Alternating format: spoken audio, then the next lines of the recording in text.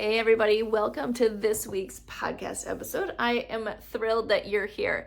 Hey, in this episode, I want to talk about dusty PDFs. This is one of my favorite terms, and I can't even remember where I heard it, but it's one of my favorites because I think that it's a huge sort of opportunity, I'll frame it that way, for a lot of business owners who have been in this game for a long time, is you probably have a lot of content that is living in Dropbox or Google Drive or Microsoft Box, I don't know, whatever tool you're using. So many things that you've created that could be helpful for your audience, either on the sort of client attraction side or on the client fulfillment side. And the problem is that they're literally like in a Dropbox folder somewhere and you've forgotten all about them. But I don't know about you, but there are times that I will go into one of my mini kind of backups that I have on my computer, and I'll look at a presentation I did at a national conference or a PDF I created for a talk that I did or something that I've created in the past. And I'll look at it and be like, oh my gosh, like this is really good. This is actually the messaging I'm still using. Why don't I use this anymore? Where did this document go? And so I don't know if you're like me, but I have a lot of dusty PDFs out there. I actually was just talking to a client the other day and I'm like, didn't you create a planner that you were using and selling to your customers a couple years ago? And she's like, I did. I was using it for a different program. And I'm like, well, how easy would it be to just sort of repackage it into the current offer that you have? And she's like, oh my gosh, it would be so easy. It would take me probably less than an hour. And that would be an additional source of revenue that I didn't even think about that I've already created. And I went, aha, like there's something here, right?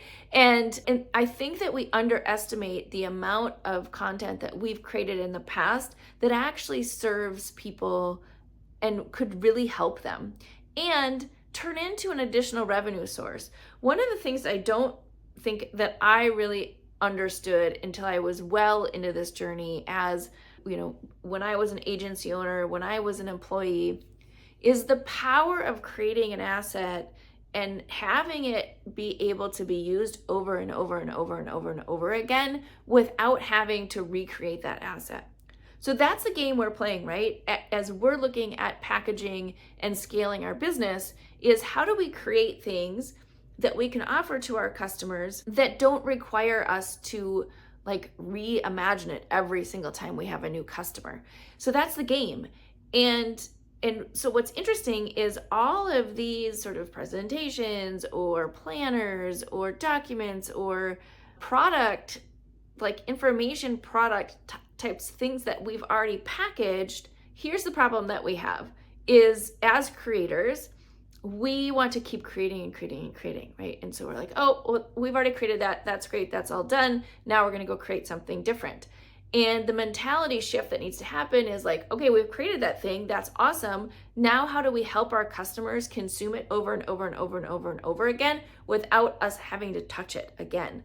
And so we forget the value of what we've created because we've moved on and we just want to keep creating new things. So I challenge you to look at some of those dusty PDFs that you have in your Dropbox folder or your Google Drive folder or wherever you keep all of your dusty PDFs, and really look at it and say, will this still serve my customers? And then how can I monetize that particular asset that I have created in the past that would still serve my customers, would still solve a problem that they had, or could be part of my core offer suite that is included, right? So say, for example, that planner that I was talking about, that is a great add-on, either as a one-time offer or an upsell to this client's sort of signature offer that she has right now, right? It's just the ability for people to get the sort of the paper version of what all the tech is doing in her signature program.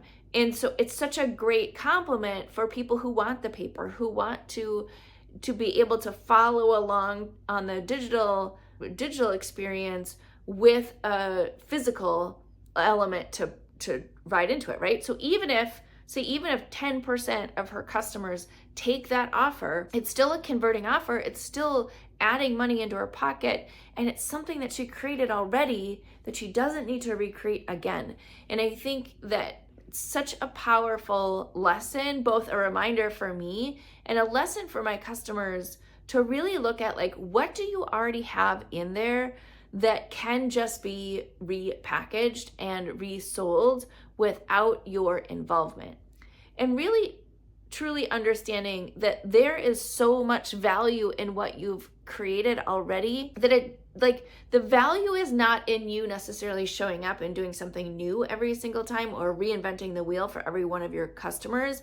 It's really about how are you solving that problem for that customer in the fastest way possible. And if you have already built something that solves that problem, put it out there. Don't try and recreate it. Don't try and customize it for every customer, and don't reinvent the wheel.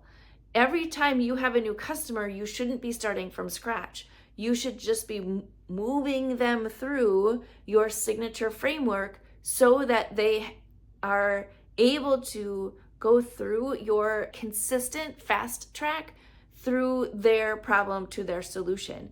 If you're finding that you're constantly recreating things, look and see if you're constantly recreating things because of your need to create things.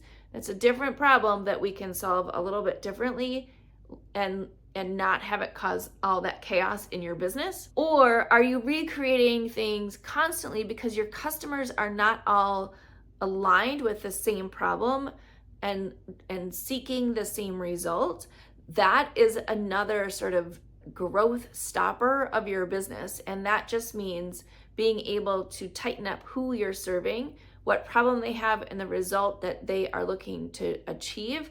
Then that helps to fix that. But I guarantee that you have some dusty PDFs that probably could go in either your front end sort of customer attraction area of your business or in your client fulfillment area of your business as you're building your scalable offer that is perfectly aligned and would not only help you monetize that asset you've already created, but it probably also is something that would help your customer. So I challenge you to, once you've listened to this podcast, go and find those dusty PDFs. I would love to hear stories of something that you have found that you have totally forgotten about that you actually could start monetizing today. And I'm going to follow up with this episode with one of the things that I think I could monetize that is just sitting in my Dropbox folder right now.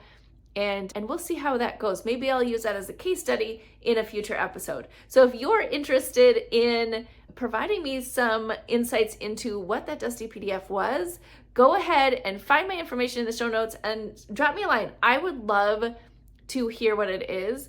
If you love this podcast and want to continue to listen, I encourage you to subscribe either to the podcast on whatever podcast channel you listen to, and perhaps you're watching on YouTube, hit that subscribe button for more episodes so you get notified right away. All right, thanks so much for listening, and we'll see you in the next episode.